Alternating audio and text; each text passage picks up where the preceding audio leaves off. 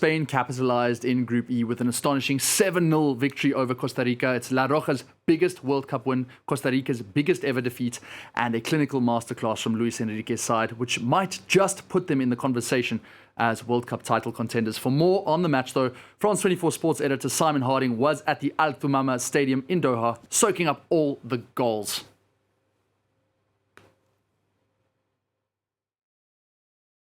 Perfect, faultless start by Spain, who start their Qatar 2022 campaign with a bang. 7-0, the final score against a very weak Costa Rica, but take nothing away from Luis Enrique's side, who dominated from start to finish. Dani Olmo, Marco Asensio, a brace from Ferran Torres, Gavi, who becomes the youngest goal scorer at a World Cup since Pele, then Carlos Soler, and to wrap it all up, Alvaro Morata. 7-0, Spain's biggest ever win at a World Cup, eclipsing their previous best set in the 1998 campaign against Bulgaria. It all went in Spain's favour, with a team really assembling two generations, the rear guard, which had Aymeric Laporte, Sergio Busquets, Rodri, and the new generation, Pedri, Gavi, Dani Olmo, who all shone at Euro 2020. This time around, it is an opportunity really for the Spanish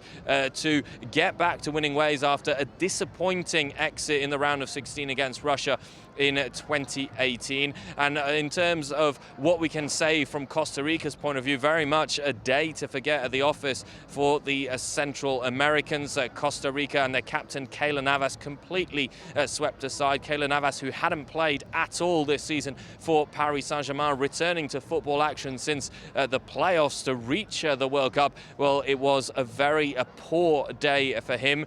Considering the other results in the group, it's already looking like a decisive match for Spain in their next encounter. That'll be Sunday night against a Germany side beaten by Japan, the Mannschaft, who are going to have to win if they wish to remain in the competition. Ruben, Simon waxing lyrical about the Spanish setup, but so many young players coming through, but do they have what it takes to win the tournament proper? It remains to be seen. Simon said it well, I think. Costa Rica was really poor. But okay, we also said that Saudi Arabia would be really poor, and they weren't. So it's still a really impressive performance, and especially because they were also, like Simon said, everybody was involved. There's so much depth in this squad. Also, maybe not a real number 9 like the Germans. A little bit more with a player like Morata, but it's also not really convincing. But it was until now the best performance we have seen from a team in this World Cup. What we've also said about other teams like England, like France, for example, when there will be real pressure on the defense, how will they react? We don't know for now. The good thing with Spain is they will have a real test coming up against Germany. And for them, because also even if that wouldn't be the ideal result for them, they will probably go through. It will be a really good test going onwards to the next round and maybe a lot further.